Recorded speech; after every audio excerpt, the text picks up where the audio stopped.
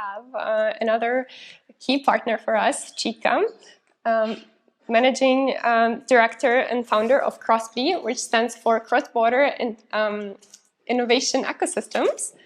So Chika is a serial entrepreneur and angel investor, and she has lived in Berlin for over 10 years now. And so she's originally from Tokyo, and recently she was initiated to be the AsiaBerlin ambassador. So we are very excited to have you here, Chika. Thank you very much. Thank you for having me here. I'm so excited to be part of this and be able to talk about Japan and Berlin relationships. Us as well. So you've been fostering the bridges between the two ecosystems for a few years now. And so what inspires you, Chika, to be doing this work, and share with us some of your background?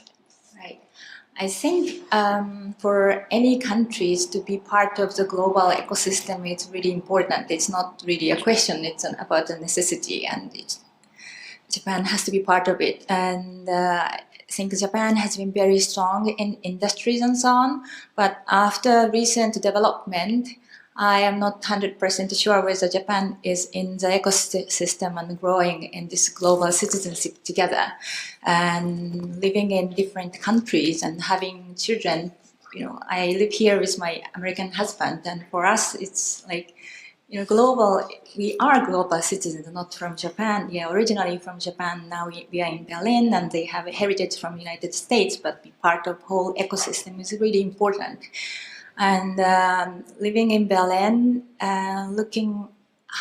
experiencing how Berlin has been nurturing this ecosystem part, thanks to Rainer and the team, I really got inspired, and I wanted to be part of the nurturing part and the bridge between Japan and Berlin, which is, for me, it's kind of like a role model city that some of the city in Japan could be like. So that's my personal and professional driver, being here and doing this.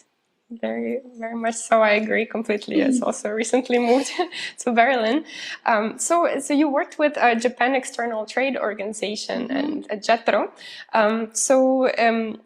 What are some examples of successful programs that you have had so far?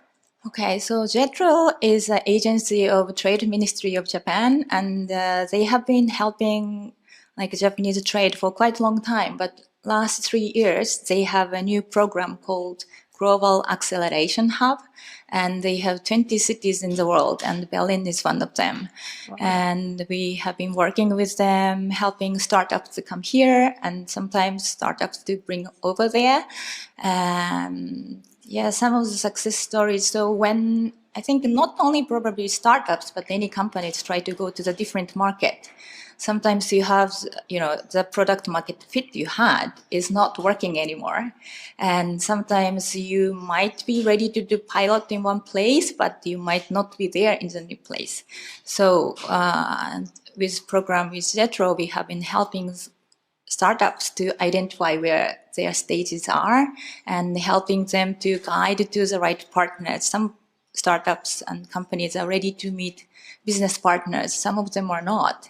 So with that, we managed to help them to get accepted by Accelerator here, and some got incorporated in Germany. Wow. Yeah, so it's been great. And one of the company we were helping just finished their acceleration program this spring, and I hope they will start accelerating from there too. I hope so too. Really good timing. And so Japanese government has a lot of incentives for international startups now, and also corporates. So can you share some of those incentives, and also for corporate venture capital? Yes. So Japan has been a little bit slow in terms of developing these programs, but finally I think their program is getting ready. And recently in February, government started a new tax measure for Japanese CVCs and VCs to invest in startups, not only Japanese startups, but as well as foreign startups. And by investing in foreign startups, they get also tax benefits.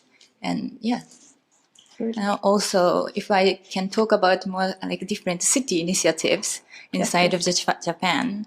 So for example, Tokyo has attracted the plug and play so that they can do matching between startups and business partners. And there is a city called Osaka, which is the second biggest city in Japan. They have been running English only, which is unfortunately rare still in Japan, but they have been doing that for several years already. And they also started inviting the foreign accelerators so that foreign startups can go there and live there to do the POC with industry leading corporations. Osaka is also like a home of company like Panasonic and Strong Industries, and there are lots of benefit. And if you know the city called Hiroshima, Hiroshima has its own history and is famous for it. And they have also a very interesting incentive program for the foreign startups open their first branch or the office in Japan. If they choose Hiroshima, they will give you about 9,000 euro per employees and their immediate families. So if you have 3 people and family of, I don't know, 4 each, then that's how much you get. And there are lots of cities trying to catch up with their own incentive plans. It's really great. So what would be your advice for Berlin-based companies who are considering to enter a Japanese market? Yeah, I think it's, unfortunately, some of the information, if it's not a lot of them, are in Japanese.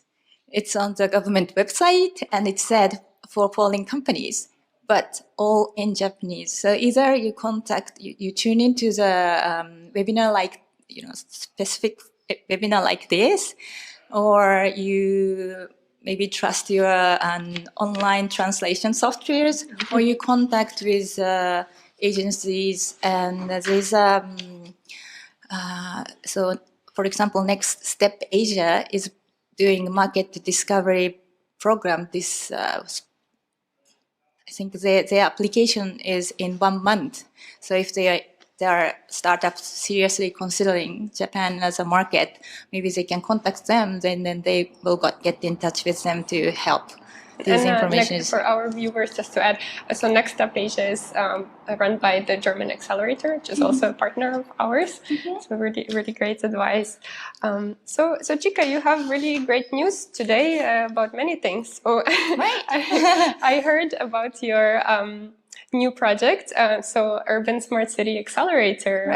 Would you like to share with the audience a bit? Yes. So So Japan is unique place. It's hyper-urbanated cities, but there are a lot of unpopulated areas with aging populations. And while I was in Berlin, I have been comparing, Germany as well as Japan, and I think there are lots of technologies which is a little bit more advanced than Japan here in Berlin or in Germany in the areas of, for example, energies as well as some part of the Mars. And I think bringing those both countries together, I thought that there will be an innovation. And I had this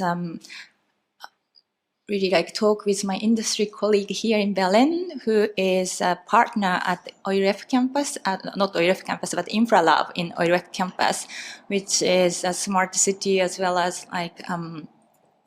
sustainable renewable energy incubator. And we both got together and I thought this is really a great thing to do together.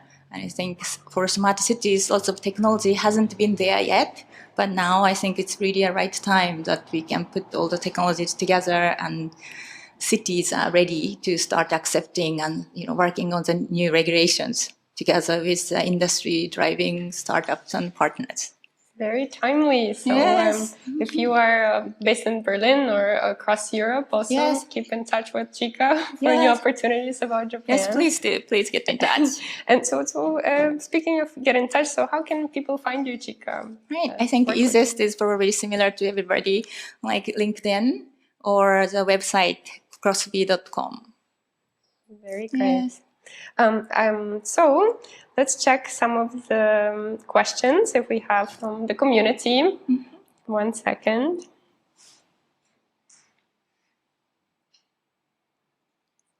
So we do have one question from the community. Okay. So Chika, what would you say like some of the struggles of working with a Japanese corporate for a Berlin-based company? Okay, so thank you very much for the questions. I think there are companies who are used to work with foreign-based companies, but there are many of companies who aren't. So if you are far away and if you don't have direct relationship with them yet, it's not probably that easy to get in touch with them. But once you create a relationship, then I think there's not that disadvantage being far away. But language can be always a barrier still, unfortunately. Thank you, Chika. And we have one more question. Okay. Thank you. Maybe it's a bit general, but if you can talk to at least one aspect of it. So what are some differences between health tech market in Japan and Germany that maybe you observed? Good question. I'm not sure whether there are that much differences. At the moment, I am mentoring one of the health tech incubator in Japan called and I don't see that much different from startup point of view. There are difference in regulations and how governments are driving things, but there are lots of similarities. And also the company like Bayer are in Japan and they have their own incubation to work with Japanese startups. So yeah, I think it's not that different. If you talk to each one of them, there will be probably differences, of course, but in general, I don't see that much difference from what I experienced. Well, thank you very much, Chika, for your time. Thank you very much. It's always a pleasure. You as well. And get in touch with Chika about the future urban smart city accelerator. Yes, thank you.